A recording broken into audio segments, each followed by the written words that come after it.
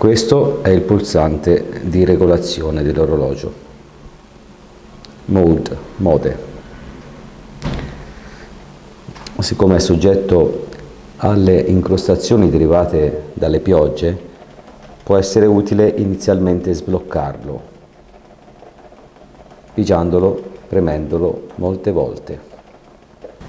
Per regolare l'orologio bisogna tenere il pulsante premuto per alcuni secondi.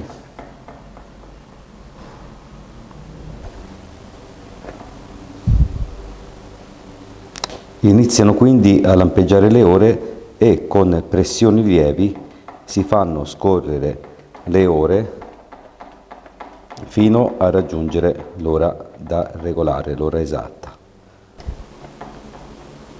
Dopo aver regolato le ore, teniamo premuto il pulsante mode e andiamo a premere per regolare anche i minuti.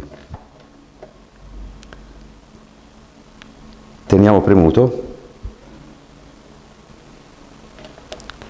torniamo alle ore e poi l'orologio si resetta da sé. Sono le 15:40, sono le 15:40.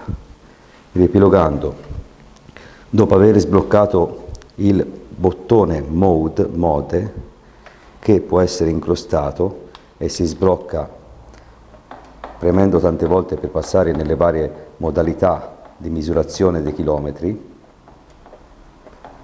si va a tenere premuto per alcuni secondi il bottone per accedere prima alla zona delle ore che inizierà a lampeggiare.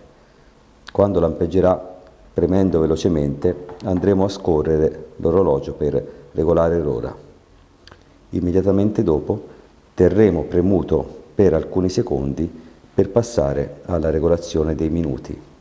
Andremo quindi a premere per regolare i minuti fino a raggiungere l'ora esatta. Lasceremo lampeggiare e l'orologio automaticamente tornerà in posizione normale, quindi non lampeggiante. Buona regolazione dell'orologio dello scooter Liberty Piaggio a tutti, arrivederci.